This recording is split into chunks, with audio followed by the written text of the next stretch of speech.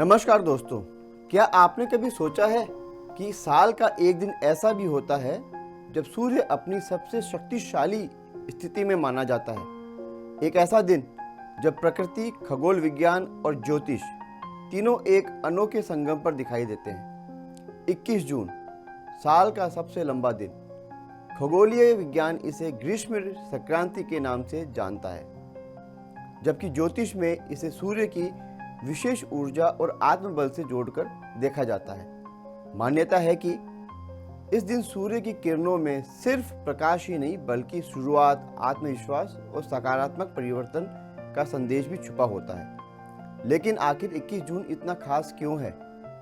सूर्य की यह स्थिति हमारे जीवन, हमारी ऊर्जा और हमारे भविष्य को किस तरीके से प्रभावित करती है, और ज्योतिष शास्त्र इस दिन को इतना महत्वपूर्ण क्यों मानता है?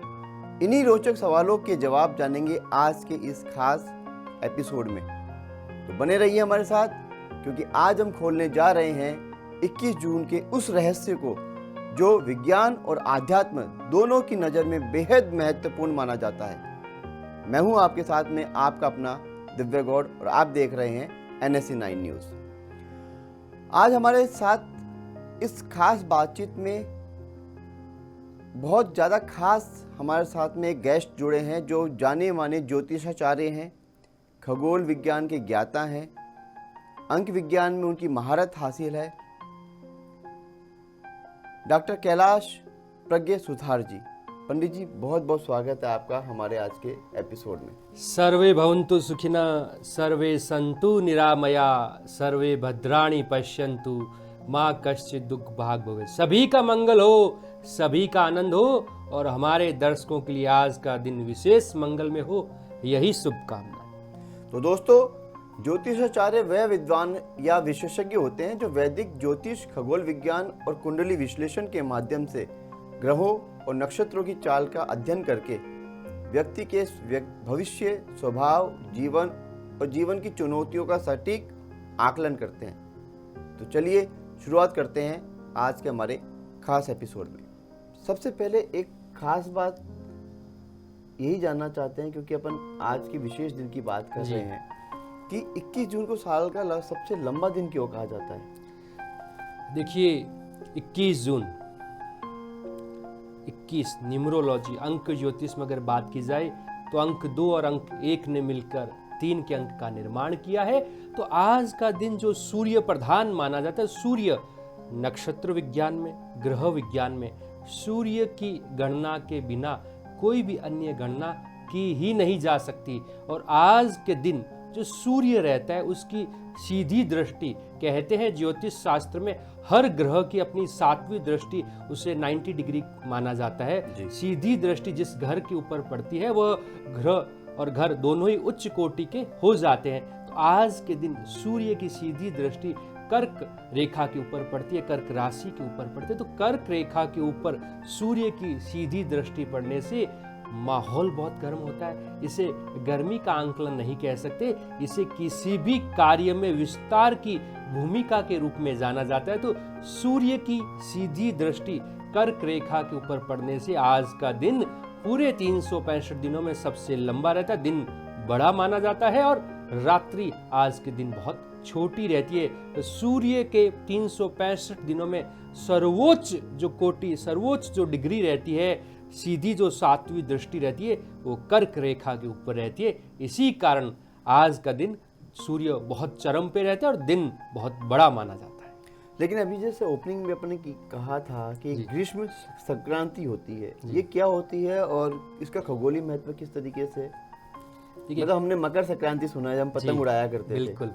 देखिए, मकर संक्रांति का तात्पर्य जब सूर्य उत्तरायण में रहता है, लेकिन आज के दिन को दर्शकों ध्यान देने वाली बात है, ग्रीष्म संक्रांति के रूप में भी माना जाता है। ग्रीष्म संक्रांति से तात्पर्य होता है कि 21 जून जो दिन है, उस दिन के बाद सूर्य जो है दक्षिण की तरफ झुकाव में रहता है। तो दिन जो होते हैं वो धीरे धीरे छोटे होते चले जाते हैं और रातें जो है धीरे धीरे बड़ी होती जाती है। तो ग्रीष्म संक्रांति का तात्पर्य है कि अब ग्रीष्म जो ऋतु है वो धीरे धीरे ढलने वाली है। जिस तरह से मकर संक्रांति के उपरांत दिन धीरे धीरे बड़े होते हैं, रातें छोटी होती, आज के दिन दिन का बड़ा होने का जो प्रभाव है वो खत्म हो जाता है। तो ग्रीष्म संक्रांति से तात्पर्य है कि दिन छोटे होंगे, रात्रि बड़ी रहेगी, सूर्य का आज प्रचंड दिन देखने को मिलेगा और ग्रीष्म संक्रांति के बाद ही मानसून की शुरुआत रहती है।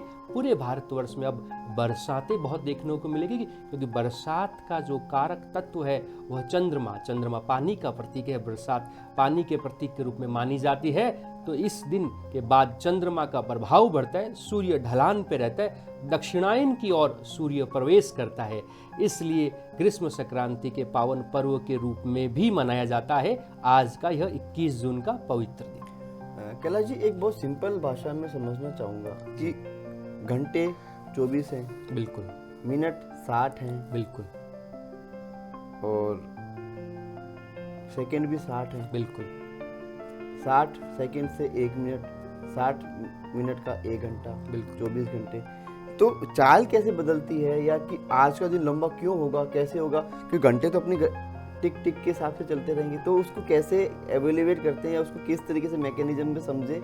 देखिए, मैकेनिज्म के रूप में अगर बहुत ही सीधे और सरल भाषा में बात की जाए, देसी, जिससे हमारे दर्शकों के दिल में भी वो बात उतर जाए, तो धरती भी कहते हैं ना गोल होती है। गोल, वैसे तो ग्लोब सभी ने देखा होगा, लेकिन अब एक गेंद के रूप में बात करें तो जब सूर्य की दृष्टि जब गेंद के ऊपर पड़ती है तो जिस तरह से आज के दिन वो सीधे मिड में कर्क रेखा, जो मध्य रेखा के रूप में मानी जाती है, तो दृष्टि सीधी रहती है। आज के दिन के बाद धीरे धीरे जैसे पृथ्वी की जो गोलाई घूमती है तो सूर्य ऊपर चला जाता है, तो ऑटोमेटिकली शुद्ध रूप से क्या रहता है कि जो मिनट हैं, घंटे हैं, सेकंड, वह तो 60 रहेंगे, लेकिन सूर्य की सीधी दृष्टि पृथ्वी के ऊपर न रहने से दिन छोटे हो जाते हैं, रातें बड़ी हो जाती है। और धीरे धीरे देखेंगे कि उत्तरी गोलार्ध की तरफ जब सूर्य की दृष्टि बढ़ेगी तो यूरोपियन जो कंट्रीज हैं उनके अंदर अभी गर्मी बढ़ जाती है। और धीरे धीरे जुलाई, अगस्त, सितंबर में हम देखेंगे यूरोपियन कंट्रियाँ जहाँ पे सूर्य की दृष्टि बहुत कम रहती है, इतनी ज़्यादा ठंड वहाँ में नवंबर दिसंबर में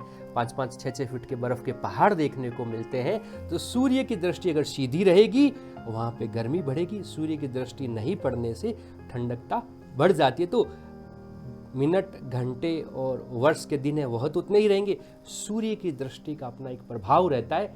थोड़ा सा और शालीन भाषा में, शांत भाषा में समझा जाए, सूर्य पूरे दिन में ठीक 12 बजे पीक पे रहता है, जब व्यक्ति की छाया भी दिखाई नहीं देती, तो उस समय कहा जाता है अंधे आदमी को भी हल्का फुल्का दिखाई देता है। आंख बंद करके अगर दोपहर के 12 बजे भी देखेंगे ना तो आपको, अगर आपके सामने दीवार है तो हल्का सा आपको अंधेरा दिखेगा, अगर आपके सामने खुला मैदान है तो आपको रोशनी सी अंधे व्यक्ति को भी दिखाई देगी। तो सूर्य की दृष्टि जब पड़ती है सीधी किसी व्यक्ति पे, धरती पे, तो बहुत ज्यादा रोशनी का विकास होता है, तो व्यक्ति धीरे धीरे देखना भी सीखता है। प्रचंड सूर्य का यही तो वरदान माना गया है कि सूर्य के सानिध्य में किया गया कार्य सदैव सफलता प्रदान करता है। तो इसमें इसको इस तरीके से भी समझाइए कि पृथ्वी का जो झुकाव है 21 जून को ही ज़्यादा क्यों होता है और इसका संबंध क्या है, झुकाव का कैसे होती है? देखिए, झुकाव के रूप में हम अगर इसकी शुरुआत करें ना तो मकर संक्रांति आपने जो बताया, तो मकर संक्रांति वाले दिन सूर्य की उच्च कोटि के, उस दिन मकर संक्रांति मतलब सूर्य उत्तरायण में जाता है। मकर संक्रांति को सूर्य उत्तरायण में जाता है और 21 जून के बाद सूर्य दक्षिणायन में जाता है। तो मकर संक्रांति के बाद धीरे धीरे जब सूर्य उत्तरायण में जाता है तो गर्मी का लेवल बढ़ता जाता है, गर्मी बढ़ती जाती है, और दक्षिणायन मतलब आज के दिन के बाद 21 जून के बाद सर्दियों का आगमन हो जाता है। तो यह जो दक्षिणायन और उत्तरायण के जो बीच की अवधि जो रहती है, यह सूर्य के आंकलन को बताती है कि सूर्य की गणना चाहे ज्योतिष शास्त्र में करनी हो, चाहे खगोल विज्ञान में करनी हो, इनकी जो गणना है बहुत मायने रखती है। उसी तरह से इन खगोलीय प्रभाव से बसंत ऋतु का हम जो अमावस्या का आंकलन करते हैं, ग्रहण का जो आंकलन करते हैं, वो सूर्य की दृष्टि के अनुरूप ही किया जाता है। तो सूर्य को इतना महत्वपूर्ण ग्रह मानते हैं जी, तो बेसिकली ये सिर्फ राजा है इसलिए? देखिए, शास्त्रों के अनुरूप और साक्षात देखने के लिए हमने हर ग्रह के बारे में सुना है, लेकिन चंद्रमा और सूर्य इन दोनों को हम साक्षात अपनी आंखों से देख भी सकते हैं, इसलिए इन्हें इनकी पूजा भी की जाती है। चंद्र पूजा जैसे करवा चौथ हो, गणेश चतुर्थी हो, पूरे भारतवर्ष में और आजकल तो बाहर भी चंद्रमा का अध्ययन किया जाता है, चंद्रमा को देख के व्रत खोले जाते हैं महिलाओं के द्वारा, उसी तरह से सूर्य की जो गणना है वह भी इसीलिए बहुत महत्वपूर्ण हो जाती है कि जब तक सूर्य का प्रभाव किसी व्यक्ति विशेष की जन्म कुंडली में, उसके आंकलन में अगर अच्छा नहीं है तो उसकी सफलता में भी बहुत गिरावट देखी जाती है। तभी तो कहते हैं ना कि दिन के समय व्यक्ति के अंदर ऊर्जा का लेवल एक अलग हो जाता है। शाम ढलने के बाद एक थोड़ा सा आलस्य आ जाता है, शाम ढलने के बाद नींद लेने की इच्छा रहती है, लेकिन दिन के समय हर व्यक्ति पूर्ण रूप से संपूर्ण ऊर्जा के साथ वह अपना कार्य करता है। इसलिए सूर्य को आज के समय में नकारा नहीं जा सकता। वैसे भी ग्रहों में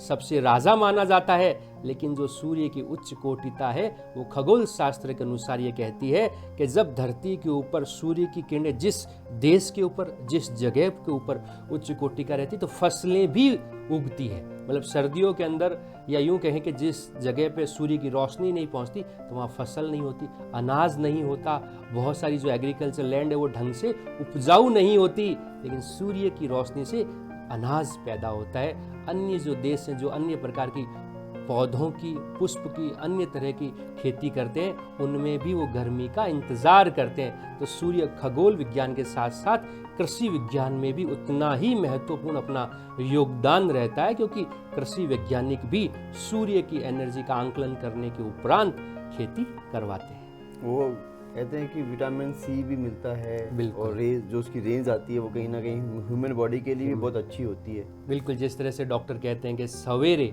आप 1 घंटा घूमिए तो विटामिन डी की कमी हो जाए, कमी जो है तो वह आपकी खत्म हो जाएगी। तो सूर्य की रोशनी में ये, इसको कहते हैं प्रोटॉन्स जो रहते हैं वो जब हमारे शरीर में संपर्क में आते हैं तो हमारे शरीर के अंदर विटामिन डी का लेवल बढ़ जाता है। और जब हम प्रोटॉन्स के संपर्क में नहीं रहते, सूर्य की किरणों के संपर्क में नहीं रहते, तो फिर विटामिन डी की कमी से डॉक्टर हमें टैबलेट की सलाह देते कि आप टैबलेट करें। वो टैबलेट भी तो प्रोटॉन्स की, कैल्शियम्स की रहती है।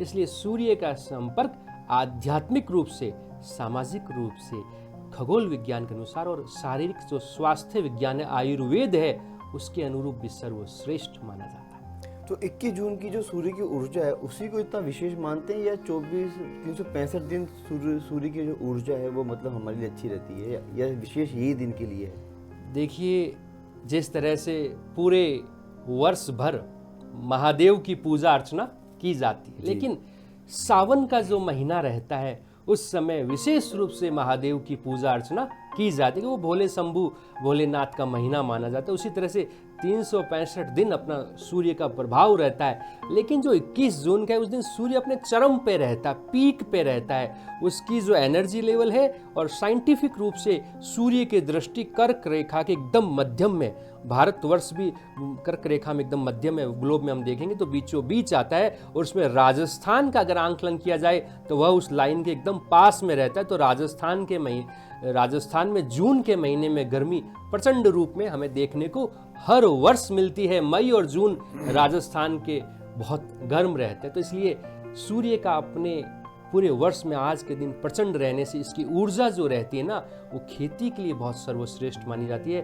और आज के दिन हवन अनुष्ठान, धार्मिक अनुष्ठान, गृह प्रवेश या अन्य कोई आप वाहन खरीदना चाहते हैं तो किसी भी तरह के शुभ कार्यों के लिए भी आज का दिन सर्वश्रेष्ठ माना गया है। कैलाश जी, ये वाली बात है आपने बहुत ही सरल और बहुत अच्छी तरीके से बताई है, और मैं मानता हूँ या मान सकता हूँ कि हमारे दर्शकों को ये पसंद भी आ रही हो जी। लेकिन एक ऊर्जा की बात की आपने, क्योंकि पूरी लाइफ में, पूरे यूनिवर्स में जो खेल है वो सारा का सारा एनर्जी का है। जी बिल्कुल, वेव्स का खेल है।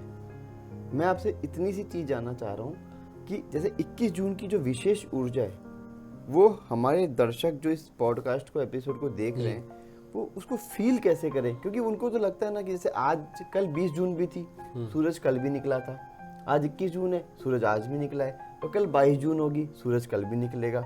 तो उन्होंने कहा कि सूरज को तो हमने कल भी देखा, आज भी देख रहे हैं, ठीक है आज थोड़े बादल हो रहे हैं, कल नहीं होंगे, परसों बहुत तेज धूप पड़ रही थी। तो वो जो एक एनर्जी को जो ऑब्जर्वेशन और जो महसूस करने का जो एक तरीका है, किस तरीके से देखें कि हाँ भाई वाकई में हमें कोई स्पेशल एनर्जी मिल रही है, किस तरीके से देखें समझाने के हिसाब से? जी। देखिए दर्शकों, किसी भी चीज़ को अगर समझना है, उसको फील करना है, अपने आप में उतारना है, तो आज के दिन सूर्य की ऊर्जा को अपने अंदर उतारने का सर्वश्रेष्ठ दिन माना जाता है। उस दिन का महत्व क्या है कि 21 जून को सूर्य सबसे ज़्यादा उसकी जो दृष्टि रहती है वो धरती पर रहेगी, इसलिए आज का दिन पूरे वर्ष में सबसे बड़ा माना जाता है। तो सूर्य दोपहर के समय तो अपने पीक पे रहता है, उसमें आप उस समय एनर्जी फील नहीं कर पाएंगे, लेकिन जब शाम ढलती है, सूर्यास्त का जब समय रहता है, अगर आप अपने आप को फ्री रख पाते हैं, अगर आपके पास थोड़ा समय रहे, 9 मिनट हर तरह से न्यूज़पेपर में, पंचांग के अंदर, गूगल के ऊपर आप देख सकते हैं कि आज सूर्यास्त का समय क्या है। आज सूर्यास्त का जो समय है 7:47 से 8:03, यह जो समय है ये सूर्यास्त का माना गया है। तो इस समय आप एकांत में, घर पे हैं तो छत में, अगर आपके घर के आसपास अगर कोई पार्क है, गार्डन है, खुली जगह, कहने का तात्पर्य खुली जगह पे अगर आप 9 मिनट का प्राणायाम करते हैं, प्राणायाम भी अगर आपको नहीं आता तो एकांत में खुली जगहों पे एक नाक बंद करके श्वास लेना और दूसरी श्वास नली से श्वास छोड़ना, यह जो प्राणायाम है अगर आपने 9 मिनट किया तो शुद्ध रूप से आपने जो प्रश्न रहा कि 20 जून को भी सूर्योदय हुआ और कल भी सूर्योदय होगा, उनका जो फर्क है वह आज के दिन आप समझ पाएंगे। क्योंकि कहते हैं ना, तैरना तभी सीखेंगे जब स्विमिंग पूल में जाएंगे, अगर आपको पानी में उतरेंगे ही नहीं तो तैरना कैसे सीखेंगे। प्राणायाम जो रहता है सूर्यास्त के समय अगर आपने 9 मिनट कर लिया तो आज के दिन की एनर्जी आप पूरे वर्ष भर नहीं भूलेंगे। अगले वर्ष तो 21 जून का फिर आप इंतजार करेंगे कि हमें वह चीज करनी है। तो दोस्तों चूक मत जाना, क्योंकि कैलाश जी दे रहे हैं आपको बहुत बड़ा अंदर का खजाना। बिल्कुल प्राणायाम।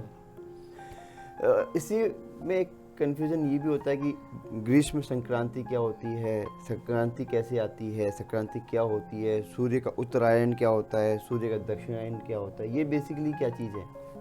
देखिए, सूर्य का उत्तरायण 14 जनवरी जो मकर संक्रांति का दिन रहता है, जब सूर्य मकर राशि से प्रवेश करके सूर्य उत्तरायण की तरफ जाता है तो वहाँ गर्मियों के दिनों की शुरुआत रहती है जी। जनवरी से फरवरी में गर्मी बढ़ेगी, फरवरी से मार्च, अप्रैल, मई और जून। आज का जो दिन रहेगा वो 21 जून पीक समय रहता है सूर्य के उत्तरायण का, उत्तरी गोलार्ध का। आज के दिन के बाद सूर्य दक्षिणायन हो जाता है तो धीरे धीरे सूर्य की ऊर्जा में कमी देखने को मिलती है। तो जुलाई में जितनी गर्मी उतनी अगस्त में नहीं है, अगस्त में उतनी सितंबर में नहीं है, मतलब ये घटते हुए क्रम में रहता है। तो उत्तरायण का मतलब होता है बढ़ना और दक्षिणायन का मतलब होता है गिरावट में। जिस तरह से अपन ग्लोब में देखते हैं तो उत्तरी गोलार्ध, जैसे नॉर्वे जो शहर वगैरह रहते हैं जो उत्तरी गोलार्ध के बहुत नज़दीक रहते हैं, वहाँ नॉर्दर्न लाइट्स देखने को मिलती है। ग्लोब का जो निचला हिस्सा जो रहता है उसे दक्षिण दिशा के रूप में, दक्षिणायन के रूप में माना जाता है। तो वहाँ पे आपको उमस बहुत ज़्यादा देखने को मिलेगी, क्योंकि जब सूर्य की एनर्जी कम होती है, हम भारतवर्ष की अगर बात करें तो कश्मीर में, हम किसी के ऊपर टीका टिप्पणी नहीं कर रहे दर्शकों, ध्यान दीजिएगा, कश्मीर में लोग बहुत गोरे देखे जाते हैं। और अगर हम साउथ में देखें, दक्षिण भारत में, तो लोगों का रंग जो है काला रहता है, क्योंकि वहाँ पे पानी, माहौल, मौसम जो रहता है, उनकी जलवायु इस तरह की रहती है कि व्यक्ति का शारीरिक वेशभूषा, शारीरिक रंग रूप ऐसा बनता है। और दक्षिणी जो ध्रुव है उसमें इस तरह की रूपरेखा पाई जाती है। और उत्तरार्ध में, कश्मीर में देखा जाए तो धीरे धीरे रंग रूप अलग रहता है। तो उत्तरार्ध में सूर्य की एनर्जी का लेवल हाई रहता है, दक्षिणार्ध में जब सूर्य ढलान पे रहता है तो उसकी एनर्जी कम रहती है। जब सूर्य बढ़ते हुए क्रम में रहता है तो गोरा कर देता है, सूर्य जब ढलान में रहता है तो अंधेरे सा रंग रूप में थोड़ी सी गिरावट, गेहुआ कलर देखने को मिलता है। इसलिए अपन भारतवर्ष में कश्मीर से अगर कन्याकुमारी तक की यात्रा करेंगे ना, धीरे धीरे आपको रंग रूप में एक गहरापन देखने को मिलेगा। यह भी सूर्य की एनर्जी का प्रतीक है। और पूरे विश्व के ग्लोब की अगर बात की जाए तो धीरे धीरे हम जब कश्मीर से भी ऊपर जाते हैं, चाइना, रसिया, यूरोप, तो वहाँ गोरों की पद्धति बढ़ती जाती है। इधर हम अफ्रीका की रूप में बात की जाए तो वह भी ग्लोब में दक्षिणायन की तरफ है, तो अफ्रीकन लोगों का रंग रूप वेशभूषा सभी को विदित है। तो यह साइंटिफिकली पूरे ब्रह्मांड के ऊपर, पूरे विश्व के ऊपर सूर्य का उत्तरायण और दक्षिणायन का प्रभाव देखने को मिलता है। और ये जो अब 21 जून के बाद में जो सूर्य की अपनी दिशा बदलेगा, उस दिशा में क्या परिवर्तन होने वाले हैं फिर? देखिए, सिर्फ मौसमी या बाकी आध्यात्मिक भी परिवर्तन होते हैं? देखिए, कहा जाता है कि सूर्य जब उत्तरायण में रहता है तो हर तरह से जो हिंदू रीति रिवाज जो रहते हैं वह बहुत उच्च कोटिता के साथ निभाए रहते हैं। जितने भी धार्मिक अनुष्ठान रहते हैं, सावन का महीना हो, नवरात्राएं रहेंगी, दीपावली रहेगी, धनतेरस रहेगी। दीपावली अपने आप में 5-6 दिन का बड़ा पर्व के रूप में माना जाता है। तो यह जो रहता है कि सूर्य 21 जून के बाद दक्षिणायन में रहता है, तो धार्मिक अनुष्ठानों के लिए बहुत सर्वश्रेष्ठ माना जाता है।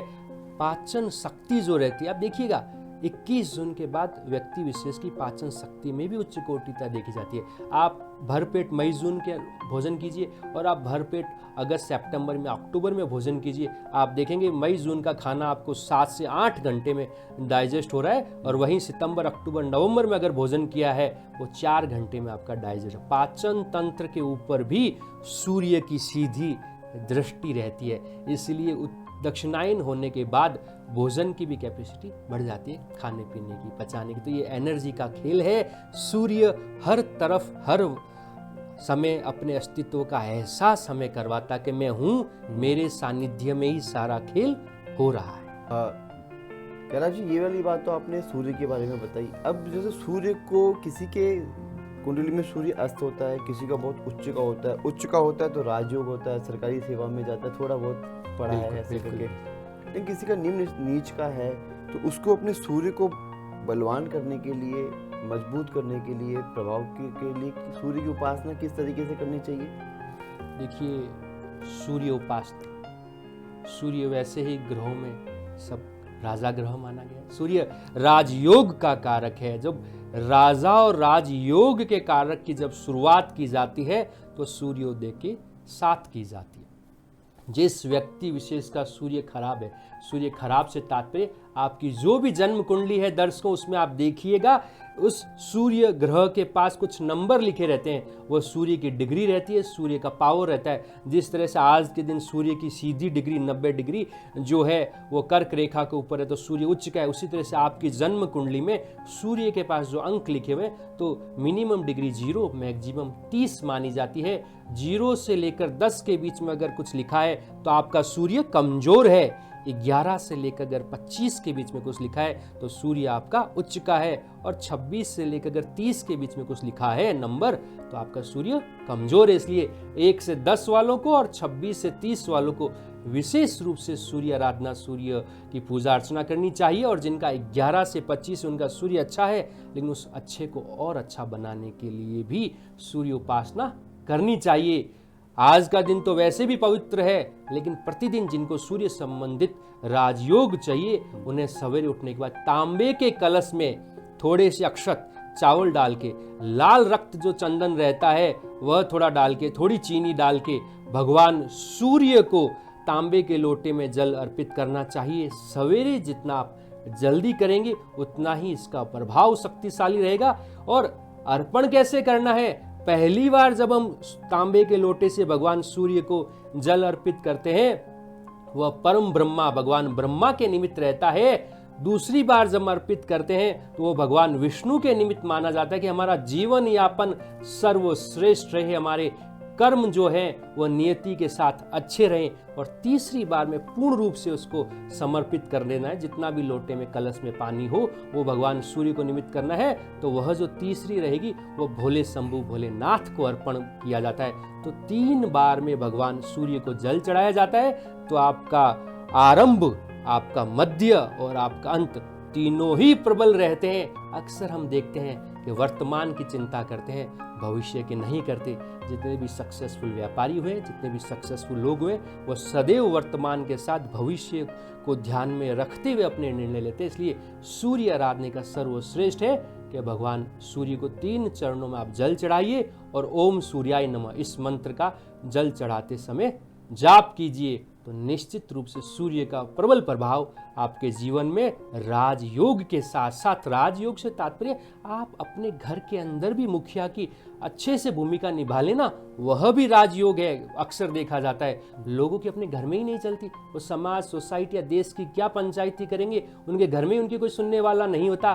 तो आपको अपने घर का राजा पहले बनना है, तो सूर्य आराधना तो सदैव नियमित रूप से करनी चाहिए। ज्योतिष में पिता को भी सूर्य का दर्जा दिया गया है। बिल्कुल। तो अगर पिता की सेवा भी कर लें तो भी सूर्य की सेवा मानी जाएगी। देखिए, गौर साहब, माता और पिता, भगवान ने, इष्ट ने, ब्रह्मांड ने, इन दो को आज वैसे भी फादर्स डे है। 21 जून को सूर्य प्रचंड पे है और आज पिता दिवस। वैसे तो हर दिन पिता की सेवा करनी चाहिए, हर दिन पिता का ही है कि उनके कारण हमें इस धरती पे अस्तित्व है। लेकिन एक सिंबॉलिक जो रहता है प्रेम, जैसे प्रेम तो हर व्यक्ति अपनी पत्नी से हमेशा ही करता है, लेकिन करवा चौथ वाले दिन एक विशेष रहता है। तो आज का दिन सूर्य का दिन है और आज फादर्स डे भी है। तो माता पिता की सेवा करने से जिन ग्रहों की अच्छाई बढ़ती है वो व्यक्ति विशेष स्वयं भी नहीं सोच सकता कि उसने क्या कर दिया, और उसके प्रारब्ध के भी गलत कर्म इस जन्म में अच्छे हो सकते हैं अगर वो तन मन धन से निस्वार्थ माता पिता की सेवा कर रहा है। अब आपके पिता IAS IPS और आप इसलिए सेवा कर रहे हैं कि पिताजी के रिटायरमेंट के 2 करोड़ तो हमको मिलने ही मिलने। जिस कार्य में स्वार्थ की भावना है, मैं कहता हूँ आज ही के दिन उसको तिलांजलि दे दीजिए। आप कहीं वनवास में UK या कनाडा जाके शिफ्ट हो जाइए, मत कीजिए माता पिता की सेवा अगर आपके मन में स्वार्थ की भावना है। निस्वार्थ भाव से किया गया कार्य माता पिता के लिए, अपने इष्ट देव के लिए वही फलता है।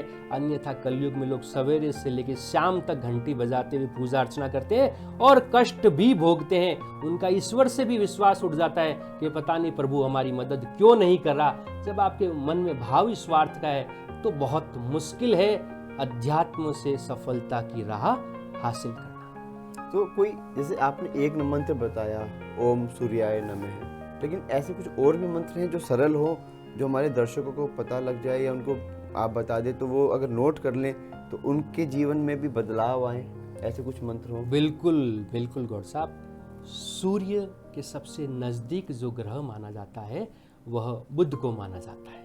और सूर्य और बुध जन्म कुंडली में या किसी व्यक्ति के साथ रहते तो उसे बुध आदित्य योग माना जाता है और वह सर्वश्रेष्ठ माना जाता है। बुध आदित्य योग में अगर किसी चीज़ की कमी रहती है ना तो माँ आदि शक्ति माँ भवानी की रहती है। तो देवी उपासना को जो सर्वश्रेष्ठ मंत्र है, दर्शकों आप उसको नोट भी कर सकते हैं। सर्व बाधा विनिर्मुक्तो, सर्व बाधा विनिर्मुक्तो, धन धान्य सुतान्वित, मनुष्य मत्स्य प्रसादेन भविष्यति न संशय।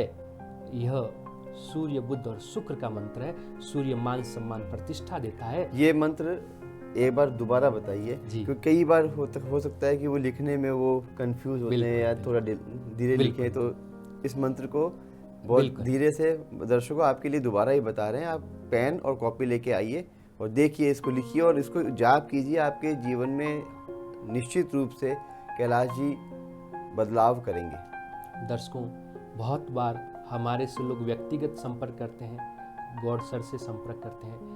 पूरे मीडिया में आए दिन कुछ न कुछ रहते हैं, लोग अपनी समस्याओं से परेशान रहते हैं। कोई व्यक्ति किसी के पास जाता है, कोई किसी के पास जाता है। मैं ये नहीं कहता कि सभी बहुत बुरे हैं, सभी बहुत अच्छे हैं, सबका अपना अपना एक आंकलन रहता है। लेकिन यह जो मंत्र मैं आपको देने जा रहा हूँ आज विशेष रूप से 21 जून के इस विशेष प्रोग्राम के अंदर, अगर आपने सच्चे मन से 3 महीने भी इसकी एक माला से तात्पर्य प्रतिदिन 108 बार इसको बोलना अगर आपने कर लिया तो आप गुरु के रूप में किसी के पास भी जाइए।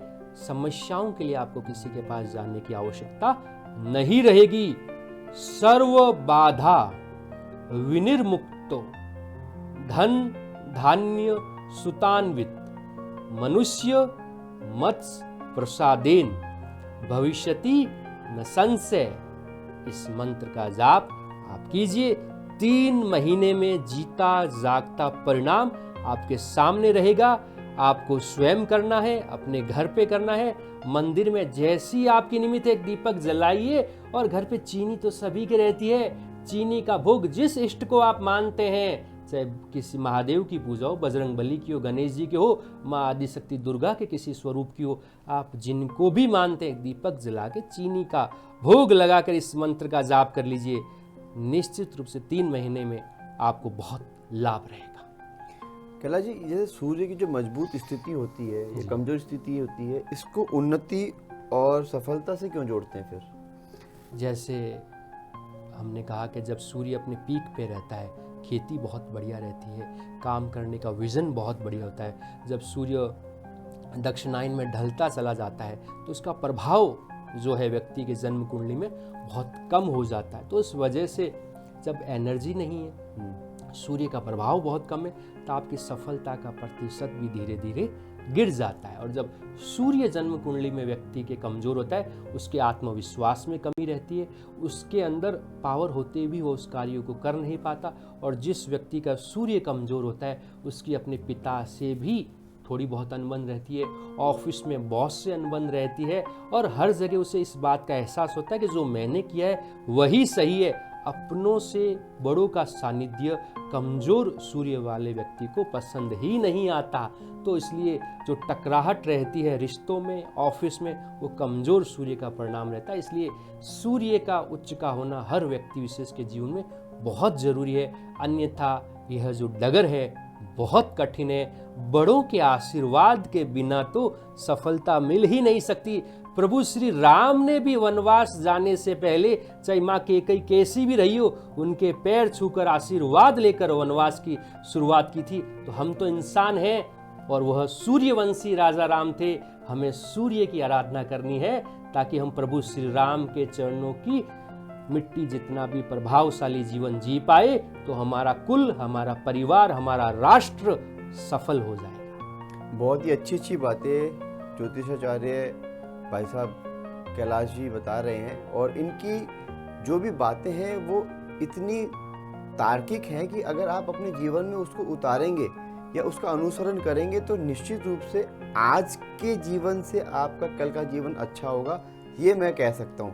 क्योंकि बहुत ही सामान्य बातें हैं, गूढ़ बातें हैं, ज्योतिष का निचोड़ है जो वो आपको बता रहे हैं। और सबसे बड़ी बात यह है कि उनका इतने वर्षों का जो अनुभव है, दिन में इतने फ़ोन इनके पास में आते हैं, इतने लोग इनसे संपर्क करते हैं, तो वो जो गणना करते हैं उस गणना के आधार पर जो उपाय होते हैं, और उपाय होने के बाद में जब वो फलित होते हैं, तो उन सब चीज़ों का प्रभाव है और उन सब चीज़ों का एक निचोड़ है जो कैलाश जी आपको दे रहे हैं। और निश्चित रूप से आप इनको अपने जीवन में जैसे ही समावेश करेंगे, समाहित करेंगे, आपको अपने जीवन में बदलाव और परिवर्तन नजर आने लगेंगे।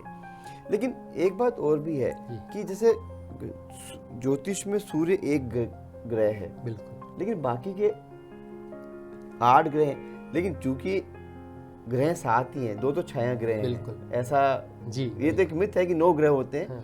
ग्रह तो 7 होते हैं, 2 छाया ग्रह हैं।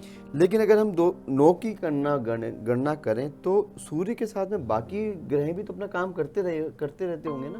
बुध भी है, गुरु भी है, मंगल भी है, बल देता है, ऐसे। इसीलिए जब आपने मंत्र की बात की तो हमने सूर्य बुध का जो संयोग है, बुध आदित्य योग, उसके साथ शुक्र को शामिल करने के बाद हमने मंत्र दिया। क्योंकि सूर्य मान सम्मान प्रतिष्ठा देता है, बुध आपकी वाणी में वाक्पटुता, कहते हैं ना सभ्यता, कोयल है या कौवा बोलने के बाद मालूम चलता है, बुध आपकी वाणी का मालिक रहता है। शुक्र कलयुग है जनाब, बिना पैसों के तो पड़ोसी भी पानी नहीं पिलाएगा, आर्थिक संपन्नता भी जरूरी है। तो सूर्य, बुध और शुक्र तीनों का जो संगम है, उसके अनुरूप हमने मंत्र दिया ताकि इस कलयुग में आप अपनी पगडंडी को अच्छे से निभा पाएं। इसी तरह से सूर्य के साथ जब अन्य ग्रहों का समावेश होता है तो उनकी भी पावर बढ़ जाती है। नींव जो रहती है वो सूर्य को माना गया है। इसलिए आपके जन्म कुंडली में वो तो एक बहुत डीपली आंकलन हो जाता है कि आपका कौन सा ग्रह अच्छा है या कौन सा ग्रह खराब। लेकिन कुंडली में सूर्य का उच्च कोटिता का होने पर दूसरे ग्रह भी अपने आप काफी हद तक आपको सहयोग करते हैं। इसलिए सूर्य उपासना कीजिए। और अगर आप किसी तरह से पूजा पाठ नहीं कर पाते, आप कोई कार्य नहीं कर पाते, आप थोड़ा सा आस्तिक नास्तिक की भूमिका में या आईटी वाले के साथ हम तो सुबह 6 बजे से लेकर रात को 12 बजे तक बिजी रहते हैं, तो एक और अचूक उपाय बताने जा रहा हूं जो व्यक्ति न चाहते हुए भी कर सकता है। क्या? और उसका धर्म से कोई लेना देना नहीं है, उसका आस्था से कोई लेना देना नहीं है। अगर आप सफेद रंग के वस्त्र धारण करते हैं, जन्म कुंडली में सूर्य कभी अशुभ हो ही नहीं सकता, इसलिए सफेद रंग के वस्त्र पहनिए। निश्चित रूप से सूर्य के सकारात्मक परिणाम जीवन भर आपको देखने को मिलेंगे। और वस्त्र तो हर व्यक्ति विशेष धारण करता है, तो सफेद रंग का प्रयोग कीजिए। आप माला माल भी रहेंगे, बुद्धि की तारिकता भी बहुत बढ़िया रहेगी, समाज में, राष्ट्र में पूजनीय भी बन जाएंगे। अच्छा, राजनेता इसीलिए वाइट पहनते हैं। बिल्कुल सर, आपने सही पकड़ा। राजनेता सफेद रंग धारण करते हैं। और जैसे 21 जून को कौन कौन से शुभ कार्य हैं वो जाने चाहिए या किए जा सकते हैं, साथ में ही इस दिन कौन से नए कार्यों का शुभारंभ करना चाहिए व्यक्ति को? देखिए 21 जून दोहरे अंक ज्योतिष में जैसे अपन सगुन भी देते हैं तो 21 रुपये का लिफाफा देते हैं, 101 का लिफाफा देते हैं, 51 का लिफाफा देते हैं। और कहा भी जाता है कि यह काम जो है 21 होना चाहिए, ना 20 होना चाहिए, ना 22। तो आज का दिन बहुत शुभ है, विवाह के लिए बहुत सर्वश्रेष्ठ है। वाहन अगर खरीदना चाहें तो अच्छा है, गृह प्रवेश या गृह का भूमि पूजन या अन्य कोई इलेक्ट्रॉनिक सामान भी आप खरीदना चाहते हैं तो बहुत अच्छा है। किसी भी तरह से दाम्पत्य जीवन मुठापटक है, आपके बच्चों के दाम्पत्य जीवन मुठापटक है, आपको पारिवारिक रूप से बैठ के किसी रिश्ते को अगर वापस सही करना है तो आज के दिन मीटिंग करना भी बहुत शुभ रहेगा। दो परिवार मिलकर अगर आज के दिन कोई बातचीत तय करते हैं तो वह रिश्ता भी लंबे समय तक चलेगा। पुरानी अगर कोई कहा सुनी विवाद है तो उसको खत्म करने के लिए भी आज का दिन बहुत अच्छा है। और विज्ञान और ज्योतिष दोनों 21 जून को किस तरीके से देखते हैं, क्योंकि दोनों के नजरिए तो अलग अलग होते होंगे? बिल्कुल, देखिए विज्ञान के रूप में अगर देखा जाए तो सूर्य जो ग्रह है उसकी सीधी दृष्टि पृथ्वी के 90 डिग्री पे रहती है और वो कर्क रेखा के ऊपर सीधी दृष्टि रहने से सूर्य अपने प्रचंड स्वरूप में रहता है। तो विज्ञान ये कहता है कि जब सूर्य प्रचंड स्वरूप में रहता है तो खेती बहुत अच्छी होती है। उस दिन जो खेती की शुरुआत की जाती है एग्रीकल्चर लैंड में जो भी किसान भाई कार्य करते हैं उनके लिए बहुत पॉजिटिव और सकारात्मक दिन रहता है आज के दिन से शुरुआत करने से। ज्योतिष ये कहती है कि जब जन्म कुंडली में सूर्य उच्च का होता है तो 9 के 9 ग्रह जो बचे हुए 8 ग्रह वह भी आपको सहयोग करते हैं। तो आज के दिन किए हुए कार्य में किसी तरह की विघ्न बाधा रुकावट हो ही नहीं सकती, क्योंकि बाकी 8 ग्रह भी वो सूर्य के पीछे पीछे ही चल पड़ते हैं। अगले दिन हो सकता है सूर्य में थोड़ी गिरावट हो तो दूसरे ग्रहों की पोजीशन भी देखनी पड़ती है, उसके अनुरूप मुहूर्त निकाला जाता है कि आपके विवाह का मुहूर्त है या नहीं। लेकिन आप कभी भी देख लेना, हर पंचांग में हर वर्ष 365 दिन में 21 जून को विवाह का मुहूर्त और अन्य शुभ कार्य करने का मुहूर्त रहेगा ही रहेगा। अन्यथा हमें पंचांग देखना पड़ता है कि किस दिन विवाह का मुहूर्त है या नहीं है। लेकिन एक जैसे ये तो आपने एक सनातन की बात बताई, भारत के परिप्रेक्ष्य में ये बात अपन कर रहे हैं, लेकिन 21 जून की जो ये घटना है खगोलीय और ज्योतिषीय तो पूरे वर्ल्ड में हो रही है। बिल्कुल। तो क्या दुनिया की कुछ और सभ्यताएं भी ऐसी हैं जो इस चीज को मानती हैं? देखिए पूरे विश्व की सभ्यताओं के बारे में अगर आंकलन करें तो बहुत एक लंबा चौड़ा विषय हो जाता है। लेकिन अपना जो पड़ोसी और पावरफुल शक्तिशाली मुल्क है चाइना की अगर बात की जाए तो चाइना का जो अंक बनता है वो 6 का अंक शुक्र का बनता है जी। वहाँ भगवान सूर्य को भगवान के रूप में तो नहीं लेकिन सिंबॉलिक रूप से आज ही के दिन शुक्र की ये शुक्र प्रधान मतलब महिला शक्ति जो रहती है, शुक्र महिलाओं का ग्रह मानता है। तो आज के दिन चाइना में महिलाएं जो रहती है वह सूर्य पूजा करती है। सूर्य पूजा से तात्पर्य है कि सिंबॉलिक जो सूर्य का आकार रहता है वो अपने घर में स्थापित करते हैं। तो चाइना के अंदर भी सूर्य पूजा का अपना एक प्रावधान है। अगर हम अमेरिकन कंट्रीज़ की अगर बात की जाए, जो भी अभी फीफा वर्ल्ड कप चल रहा है, हमें ऐसे ऐसे देशों के नाम सुनने को मिल रहे हैं जो कभी हमने सुने ही नहीं। तो अमेरिका के अंदर भी आज के दिन जो नासा जो रहता है विशेष रूप से जब आने वाले वर्ष भर का जो अपना आंकलन रहता है उसकी शुरुआत आज के दिन से करता है, क्योंकि आज के दिन जो ग्रहों की पोजीशन है वो बहुत स्पष्ट रहती है। उन्हें अध्यात्म धर्म से कोई मतलब नहीं है। आज के दिन प्लेनेट की जो पोजीशन है वो एकदम स्पष्ट रहती है, उन्हें देखने में समझने में बहुत सहूलियत रहती है अन्य 364 दिन की तुलना में। तो आज के दिन वो विशेष रूप से अपनी प्लानिंग के अकॉर्डिंग खगोल शास्त्र का विशेष रूप से वैज्ञानिक अध्ययन करते हैं। अब प्लानिंग की बात की आपने, तो हमारे जो दर्शक हैं या दोस्त हैं जो हमें देख रहे हैं वो अपने जीवन में किस तरह के पॉजिटिव चेंजेस लाने के लिए आज से ही संकल्प लें। तो आज दिन बड़ा है तो आज से ही संकल्प लें तो आगे 364 दिन उनके जीवन में बदलाव आए। तो वो क्या क्या नए संकल्प ले सकते हैं, क्या क्या नई अपने जीवन को बदलने की दिशा में काम कर सकते हैं? देखिए सूर्य का जो थोड़ा बहुत कंट्रोवर्सी अगर किसी ग्रह से रहती है तो शनि से रहती है, ठीक, जबकि वो बेटा है। वो बेटा है। लेकिन सूर्य और शनि की आपस में थोड़ी बनती नहीं है। मैं यूँ नहीं कहूँगा बिल्कुल नहीं बनती, लेकिन नहीं बनती। सूर्य राजा के रूप में माना जाता है, ठीक है। और हर व्यक्ति राजा बनना चाहता है। किसी के घर में कोई पुत्र या पुत्री पैदा होती ना, तो परिवार के या माता पिता भी कहते हैं आज हमारा राजा बेटा आया है, ठीक है ना। तो वह सूर्य राजा की भूमिका में, कोई माता पिता ये नहीं बताता कि हमारा फकीर बेटा आया है, हमारा गरीब बेटा आया है, ठीक है। तो सूर्य राजा की भूमिका में। शनि जो रहता है वो फिजिकल हैंडीकैप, लेबर, मजदूर, सामाजिक, शारीरिक या अन्य किसी तरह से पीड़ित व्यक्ति जो रहता है वो सदैव शनि का प्रतीक माना जाता है। इसलिए अगर आपको राजा बनना है तो राजा के लिए प्रजा बहुत जरूरी रहती है और प्रजा के रूप में शनि को देखा जाता है। तो आज के दिन आप यह संकल्प लें कि किसी जरूरतमंद व्यक्ति की जरूरत की पूर्ति अगर आप कर सकते हैं तो करेंगे, शारीरिक रूप से सहयोग कर सकते हैं तो वह करेंगे, और कुछ नहीं भी कर सकते तो किसी का अपमान नहीं करेंगे, चाहे वो ऑफिस में आपका कलीग हो, चौराहे पे भीख मांगता हुआ भिखारी हो, या किसी मॉल में या हॉस्पिटल के किनारे कोई विकलांग व्यक्ति जो 2 वक्त की रोटी के लिए संघर्ष कर रहा है, उसका अपमान करने का अधिकार आपको नहीं है। और आप जाने या अनजाने में अगर उसका अपमान करते हैं तो आप अपने शनि के साथ साथ अपने सूर्य को भी खराब कर रहे हैं। तो अगर आज आपने यह संकल्प लिया कि मैं हर जरूरतमंद की मदद और किसी भी जरूरतमंद व्यक्ति को शारीरिक या अन्य आर्थिक रूप से सहयोग करूंगा, तो आपका सूर्य सदैव उच्च का रहेगा। शनि संबंधित कोई भी उठापटक जीवन में चल रही है वो खत्म हो जाएगी। बहुत ही अच्छी अच्छी बातें आपने बताई। तो दोस्तों, आज की इस विशेष चर्चा में हमने जाना कि 21 जून यानी ग्रीष्म संक्रांति केवल साल का सबसे लंबा दिन ही नहीं है, बल्कि विज्ञान, प्रकृति और ज्योतिष तीनों के दृष्टिकोण से एक अत्यंत महत्वपूर्ण अवसर भी है।